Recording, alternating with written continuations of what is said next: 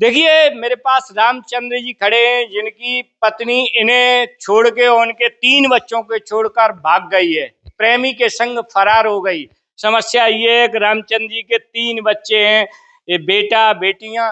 लेकिन सबसे बड़ी समस्या जब इनकी पत्नी इन बच्चों को छोड़ के भाग गई।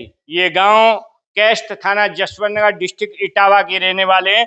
मैं रामचंद्र जी आपसे कहूंगा कि पूरी घटना अपनी चैनल के माध्यम से देश के सामने रखें, बताएं। मेरे साथ जो घटना हुई है, 3 बच्चों को अपने मायके में छोड़ के गई है। काजल नाम है मेरी वाइफ का और मेरा नाम है रामचंद्र। बच्चों का नाम है नंदिनी और लड़के का नाम है संकेत कुमार और दूसरे लड़के का नाम है शिव।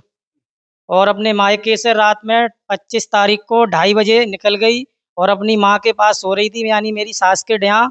कितने टाइम आपकी जो वाइफ थी भागी है? करीब 3 महीने हो गए और मैंने सब दरखास्त भी दी है, इटावा कोर्ट में भी दी है, एसपी साहब को दी, कप्तान साहब को। रात के टाइम गई है या दिन में? रात के टाइम गई है। आपने उस टाइम जान लिया था कि आपकी पत्नी गई है?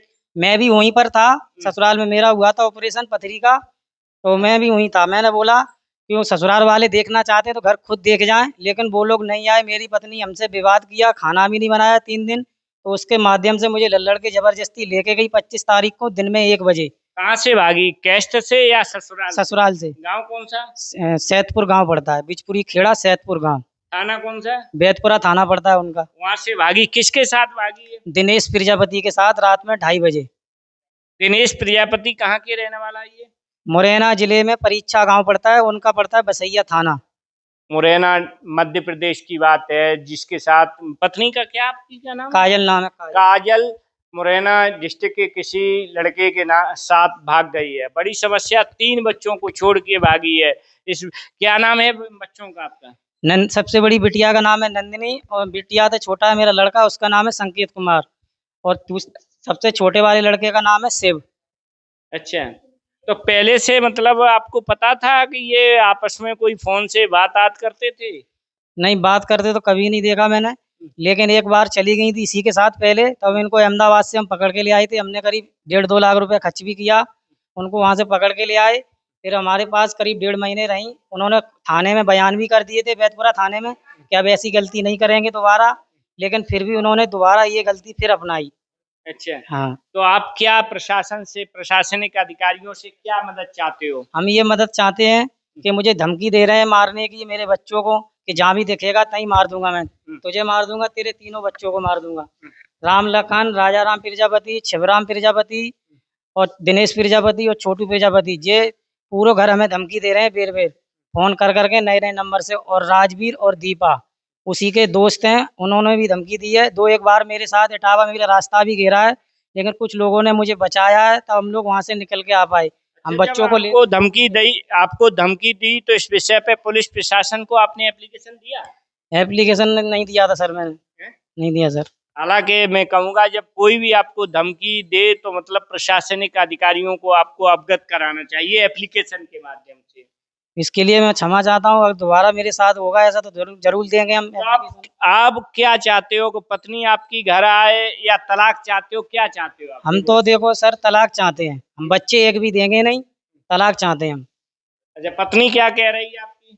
पत्नी जी कहती है हम चाहे मर जाए आएंगे नहीं, तो हमें तलाक दे दो, लिख के नहीं रहना। बच्चों को ले जाना चाहती है वो? हाँ, वो बच्चे मांग रही, लेकिन हम बच्चे देंगे नहीं। अच्छा, हम एक भी बच्चे नहीं देंगे। अच्छा, तो आप क्या चाहते हो? हम तो यही चाहते, बस हमें कोर्ट में लिख के दे दो, बात खत्म साहब।